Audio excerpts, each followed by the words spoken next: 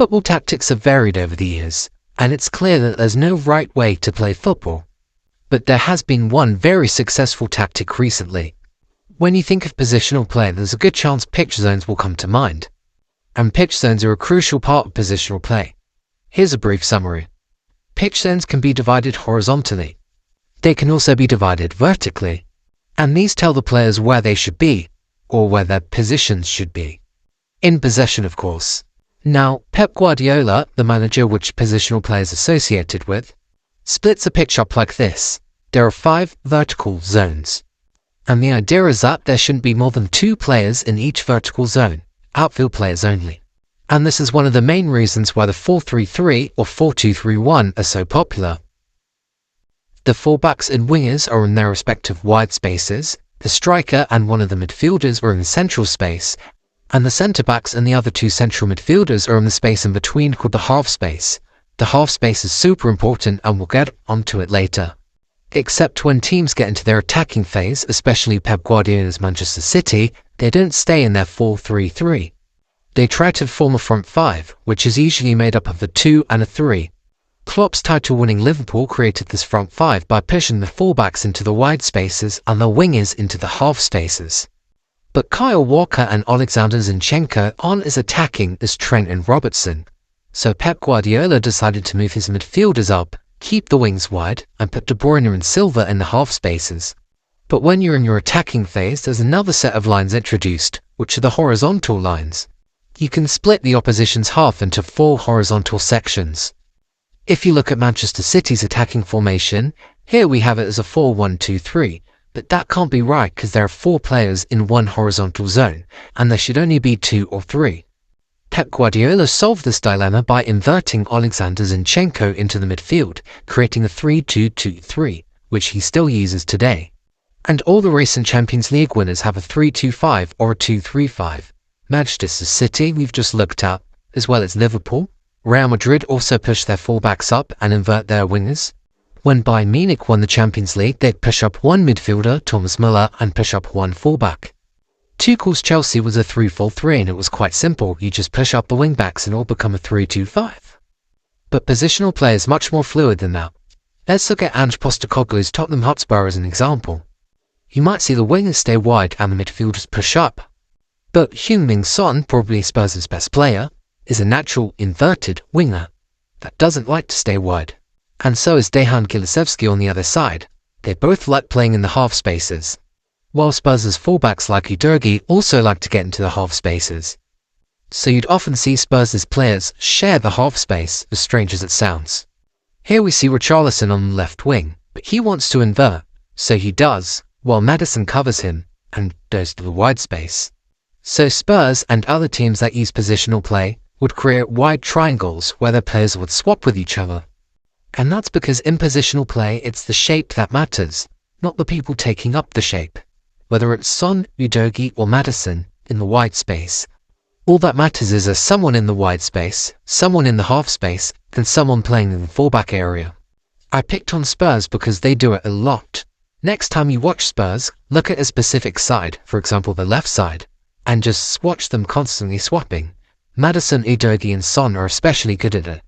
The same thing happens with Liverpool's right-hand side, with Szoboszlai, Salah and Trent always swapping, as each of them are good at each of those positions, with the exception of Salah, who doesn't really like the fullback zone.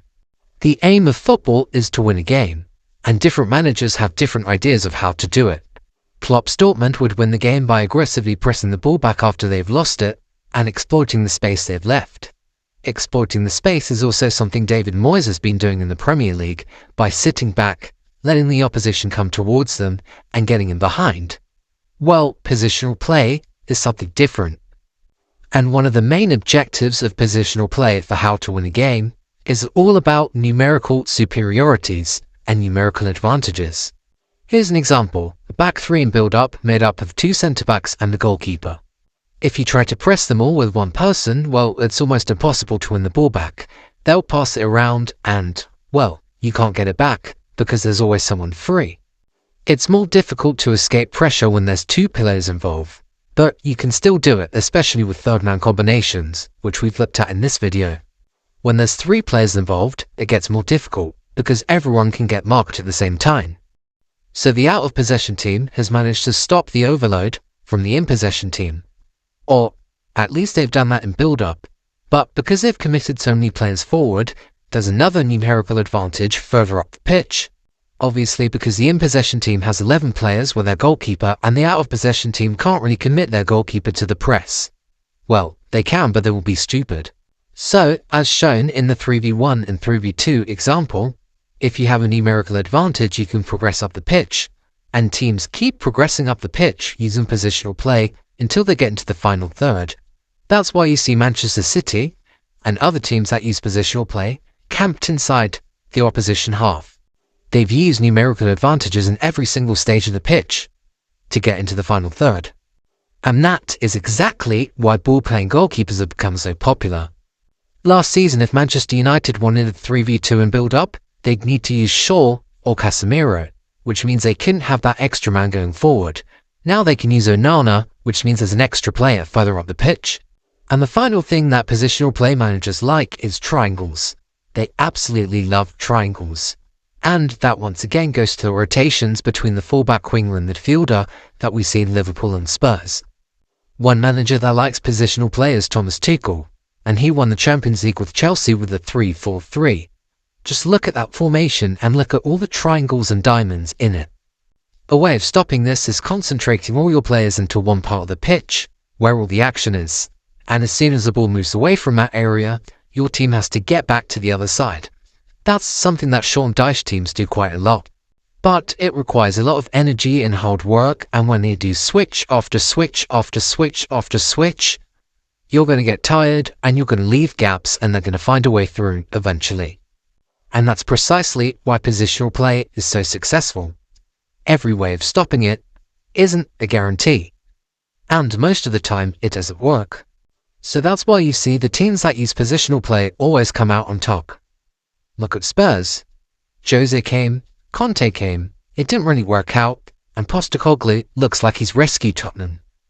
But in my opinion, the best example is Jurgen Klopp. He had a unique style of play that was honestly genius. And it worked. It won him a Champions League, a Premier League, an FA Cup, a Carabao Cup. But eventually it stopped working.